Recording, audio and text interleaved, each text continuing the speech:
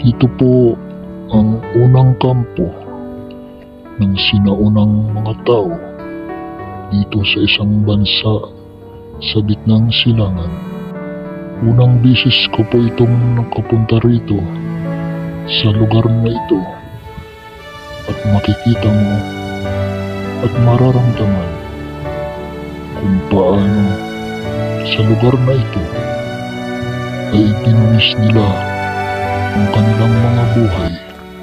at dumanak ang dugo para idipinsa ang kanilang bansa sa mga